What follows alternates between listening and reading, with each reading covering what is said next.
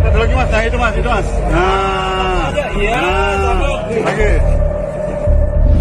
Pro dan kontra pernyataan Jokowi tentang hukuman mati bagi para koruptor. Yang menghambat investasi semuanya harus dipangkas. Baik itu perizinan yang lambat, yang berbelit-belit, apalagi yang ada punglinya.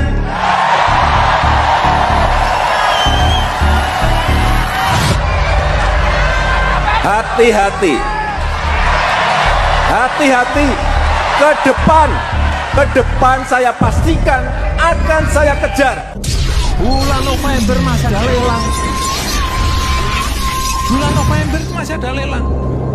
Nah, kebanyakan peraturan kita pusing sendiri. Negara ini sudah kebanyakan peraturan.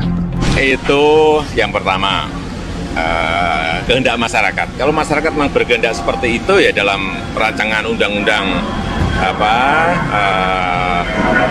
pidana, tipikor itu dimasukkan. Tapi sekali lagi juga tergantung pada yang ada di legislatif. Ini kan bakal jadi inisiatif pemerintah bakal seperti Ya bisa saja kalau memang itu kehendak dari masyarakat. Kita semua tahu, peradaban korupsi di tanah air mulai berkembang pesat di era Presiden Soeharto. Di zaman Orde Baru kala itu, korupsi berlangsung sangat sistematis, terpusat, dan tak ada yang berani menggugat. Di bawah sistem kediktatoran Orde Baru, korupsi menjadi penyakit yang sangat begitu akut. Dan segala kasus itu pun mulai terbongkar setelah ledakan protes rakyat dan gerakan mahasiswa pada tahun 1998. Tapi, walau setelah Soeharto turun dari kursi kekuasaannya pun, rupanya penyakit korupsi ini masih menjadi epidemi di negeri ini. Praktek korupsi bahkan berlangsung lebih masif dengan permainan yang begitu beragam. Bahkan, epidemi ini pun menyebar ke daerah-daerah sampai ke tingkat yang paling bawah, yaitu RT dan RW. Memang kelakuan bejat ini sudah menjadi hal biasa di tengah masyarakat kita.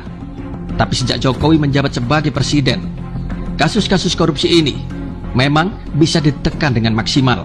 Ruang gerak tindakan korupsi ini dengan Jokowi benar-benar dibatasi. Dalam berbagai penelitian, yaitu perbandingan korupsi antar negara, dulu Indonesia selalu menempati posisi paling tinggi di dunia. Tak terkecuali di era kala Presiden SBY menjabat. Kader Partai Demokrat beramai-ramai ambil bagian untuk meraih keuntungan dari uang rakyat ini. Tidak sedikit kader-kader dari Partai Demokrat yang ditangkapi. Bahkan di era Jokowi pun banyak sekali kasus-kasus korupsi yang dibongkar dari era presiden sebelumnya. Keberhasilan Jokowi ini memang pantas diapresiasi. Lembaga pemantau indeks korupsi global, yaitu Transparency International, merilis laporan bertajuk Global Corruption Barometer Asia, dan Indonesia menempati ranking ke-102 dari 180 negara di dunia, yaitu negara dengan sedikit tingkat korupsinya. Dan ini suatu pencapaian terbaik negeri ini.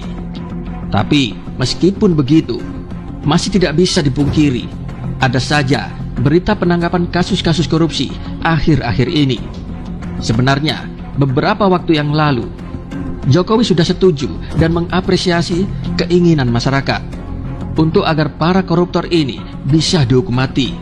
Dan Jokowi kala itu menilai, kasus-kasus korupsi yang terjadi di tanah air dinilai karena lemahnya hukuman di Indonesia.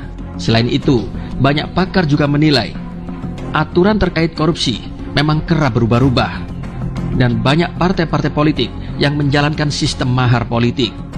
Tapi sayang, banyak pihak yang menolak wacana ini. Di Dewan Legislatif pun terjadi pro dan kontra atas wacana ini. Tapi yang paling getol menolak wacana ini adalah Komnas HAM. Menurut Komnas HAM, hukuman mati bukanlah solusi pemberantasan korupsi, dengan dalih bahwa hak hidup adalah hak paling mendasar yang tidak bisa dikurangi dalam keadaan apapun. Dan ini dijamin oleh konstitusi.